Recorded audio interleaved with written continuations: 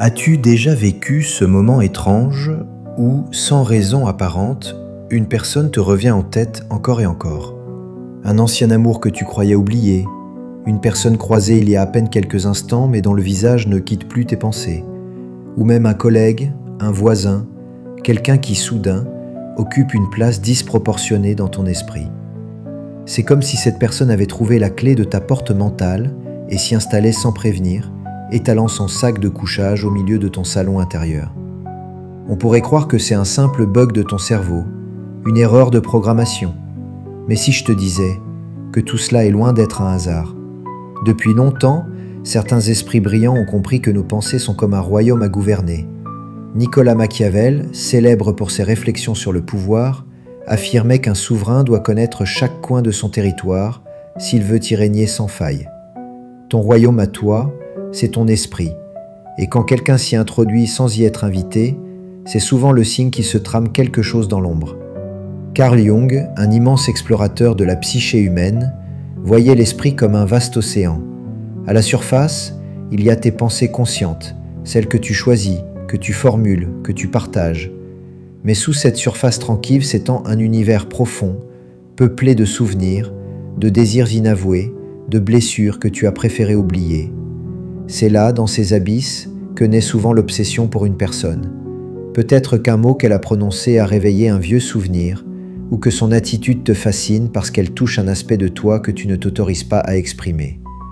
Jung parlait d'une zone mystérieuse de notre psyché, l'ombre. Imagine une pièce dans laquelle tu jettes tout ce que tu juges honteux, inavouable ou dérangeant chez toi. Tes peurs, tes envies inavouées, tes faiblesses. Cette pièce finit par déborder. Parfois, la personne qui squatte tes pensées agit comme un miroir. Elle reflète un morceau de cette ombre que tu essaies d'ignorer. Tu ne supportes pas un collègue trop sûr de lui, peut-être parce qu'il incarne une assurance que tu aimerais posséder. Ou tu te sens constamment attiré par quelqu'un d'extraverti, lumineux. Peut-être parce que cette part de toi sommeille, étouffée sous la peur du jugement. Mais ce n'est pas tout. Jung expliquait que chacun de nous porte en soi un mélange d'énergie dite féminine et masculine.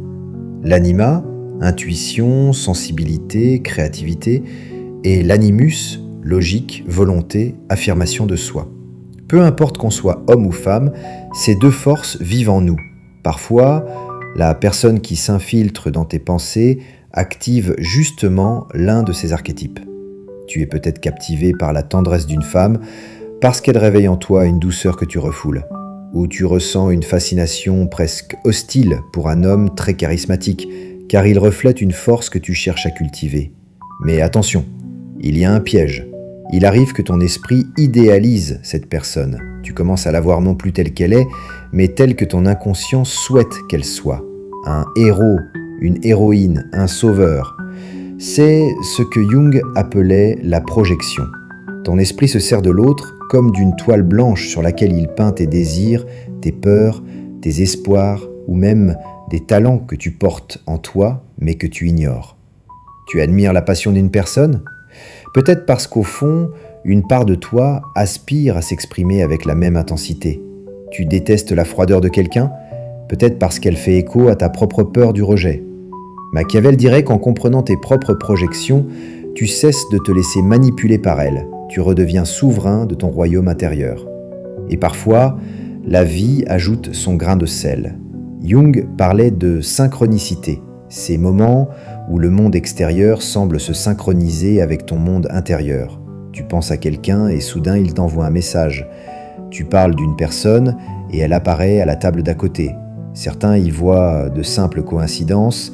Jung, lui, pensait qu'il s'agit de signes révélateurs, comme si l'univers ou ton inconscient essayait de t'envoyer un message. Machiavel, toujours stratégique, y verrait une opportunité, un moment parfait pour agir, observer ou mieux comprendre ce que la vie essaie de te dire. Alors, comment reprendre la main sur ces pensées qui tournent en boucle ? Je te propose 3 étapes simples. Premièrement, observe. Chaque fois que cette personne t'obsède, arrête-toi et demande-toi qu'est-ce que je ressens exactement. Joie, colère, peur, désir. Ces émotions sont comme des panneaux indicateurs, elles te montrent où regarder. Deuxièmement, interroge-toi, qu'est-ce que ces émotions disent de moi? Est-ce que j'envie quelque chose chez cette personne? Est-ce qu'elle réveille en moi une vieille douleur? Troisièmement, passe à l'action. Si tu admires sa créativité, explore la tienne. Si son arrogance te blesse, peut-être est-ce l'occasion de renforcer ta confiance en toi.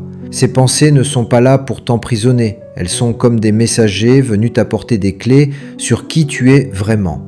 En réalité, penser sans arrêt à quelqu'un n'est pas une faiblesse, c'est une invitation, une mission secrète que ton inconscient te confie pour mieux te comprendre, pour guérir ou pour révéler des forces que tu ignores encore. Machiavel te dirait « Ne laisse personne régner sur ton royaume sans ton autorisation ». Et Jung te rappellerait « Ce que tu ne rends pas conscient dirige ta vie et tu appelles ça le destin ». Alors plonge dans tes pensées, explore ce qu'elles cachent et transforme-les en stratégie pour te libérer, grandir et devenir le véritable maître de ton royaume intérieur. Et toi, est-ce que ça t'est déjà arrivé? Est-ce qu'une personne t'a obsédé au point de hanter tes journées ou tes nuits? Si c'est le cas, demande-toi, qu'est-ce que cela dit de toi? Parce qu'au fond, la clé, elle est toujours en toi.